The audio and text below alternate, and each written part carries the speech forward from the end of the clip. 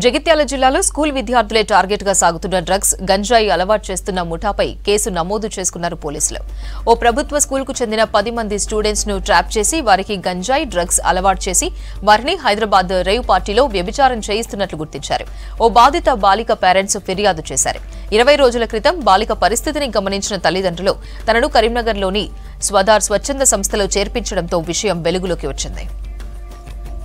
జగిత్యాల జిల్లాలోని చెల్గల్కు చెందిన కొందరు ముఠా సభ్యులు స్కూల్ విద్యార్థులకు మత్తు పదార్థాలు అలవాటు చేస్తున్నట్లు గుర్తించారు పోలీసులు.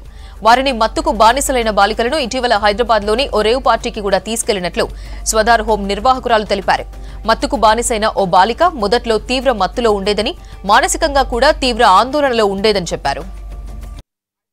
ఈ మధ్యలో 20 డేస్ బ్యాక్ మనకు జగిత్యాల నుండి మైనర్ అమ్మాయి మన హోమ్కు వచ్చిందండి, సిడబ్ల్యూసీ ఆర్డర్ కాపుతోని.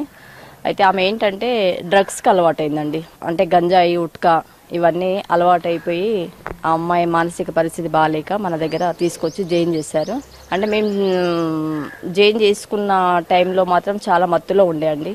మేము సైక్రాయిస్ట్కు రిఫర్ చేసి తనతోని మెడిసిన్ వాడుకుంటూ కౌన్సిలింగ్ చేసుకుంటూ ఇది చేస్తుంటే తన ద్వారా మా కౌన్సిలింగ్లో తెలిసిన విషయం ఏంటంటే దాదాపు ఒక 10 మెంబర్స్ ఉన్నారు మా గ్యాంగ్, అమ్మాయిలు అబ్బాయిలు అండి.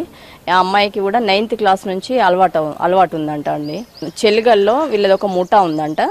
గంజాయి కానీ ఉట్కా కానీ 10 రూపాయలకు 20 రూపాయలకు సేల్ చేసి ఒక అబ్బాయితో పాటు అబ్బాయి మ్యారేజ్ కూడా చేసుకున్నాడు. తను వీళ్ళకు గంజాయికి అలవాటు చేసి వీళ్ళందరినీ హైదరాబాద్ తీసుకెళ్లేసి అక్కడ వ్యభిచార గృహాలలో కూడా ఇది చేస్తున్నారు అన్నట్టుగా తెలుస్తుందండి.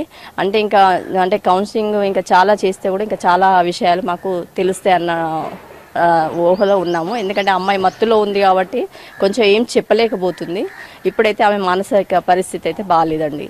ఆ అమ్మాయికి 16 ఇయర్స్ ఉంటుందండి. దాదాపు 10 మెంబర్స్ వీళ్ళ గ్యాంగ్ ఉందని చెప్పేసి తెలిసింది కౌన్సిలింగ్లో.